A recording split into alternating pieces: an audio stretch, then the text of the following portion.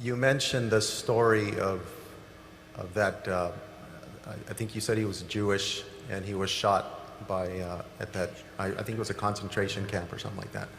You stated that God was watching. God watched the gentleman pull the trigger. If God was watching, why didn't he make that trigger not work? Why didn't he make that poor individual just pass out while he was digging the grave? Yes, I appreciate that question.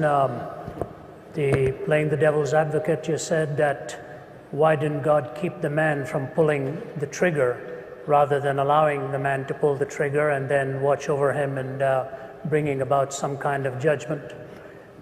I would say this to you, that the supreme ethic that God has given to us is the ethic of love. It is the peak of all intellectual and emotional alignment. This thing we call love, which places value upon the other person of worth and as something to be protected. Value and love are the supreme ethics that can be treasured, but you can never have love without intrinsically weaving into it the freedom of the will. You cannot have love without the freedom of the will.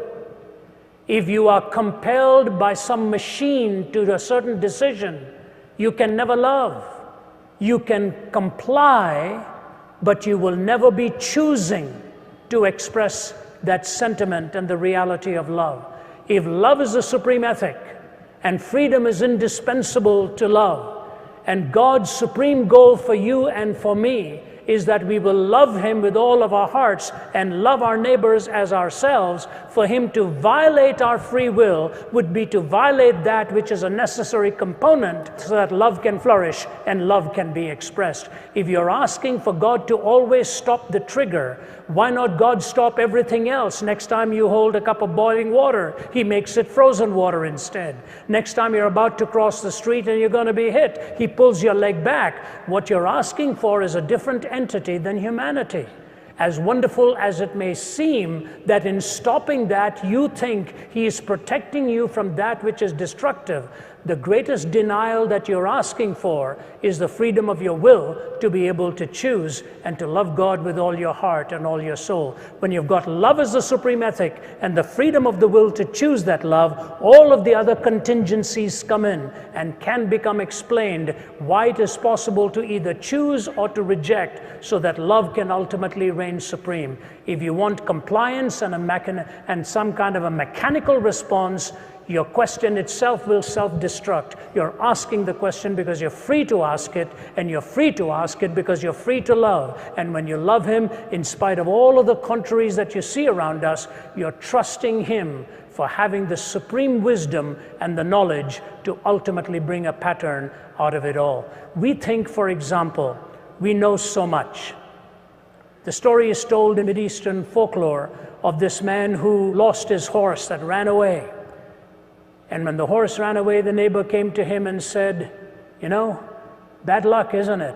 Your horse is gone." He said, "What do I know about these things?" A few days later, the horse came back with 20 other wild horses. And the neighbor came and said, "Amazing, it's not bad luck, it's good luck. You've got 20 more." Man says, "What do I know about these things?"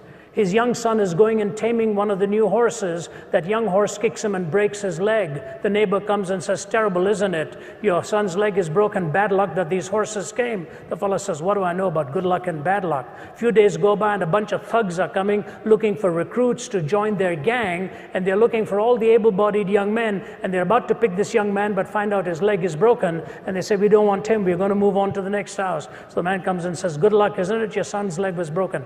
In one little series of episodes, we don't know what lies ahead.